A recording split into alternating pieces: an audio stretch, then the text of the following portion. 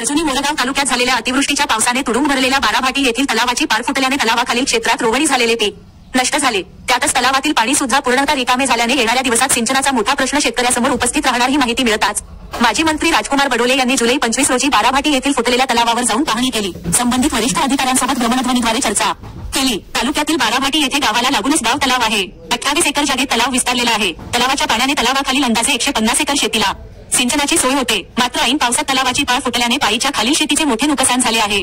तर येणाऱ्या दिवसात सिंचन करण्याचा प्रश्नही बिकट झाला आहे. याबाबत माजी मंत्री राजकुमार बडोले यांनी तहसीलदार अनिरुद्ध कांबळे यांना भ्रमणध्वनीद्वारे नुकसानग्रस्त शेतीचे त्वरित पंचनामे करण्याच्या सूचना दिल्या. लघु पाटबंधारे विभागाचे कार्यकारी अभियंता राऊत यांच्याशी चर्चा करून तलाव दुरुस्ती करण्यासंदर्भात बाराभाटी ग्रामपंचायत व संबंधित शेतकरी यांनी त्वरित प्रस्ताव सादर करावा अशा सूचनाही केल्या. यावेळी भाजपा तालुका अध्यक्ष विजय कापगते, महामंत्री लैलेश शिवणकर, पंचायत समिती सदस्य शालिनी डोंगरवार, सरपंच सरस्वता चाकाटे, उपसरपंच किशोर बेलखोडे, आदिवासी विकास सेवा सहकारी संस्थेचे अध्यक्ष तुलाराम मारगाळे, नरेश कोबरागडे, वनिता नसीने, खरेदी विक्रीचे संचालक विलास बनसोड, तेजराम डोंगरवार, मोरेश्वर सौंदरकर व शेतकरी तथा ग्रामस्थ मोठ्या संख्येने उपस्थित होते.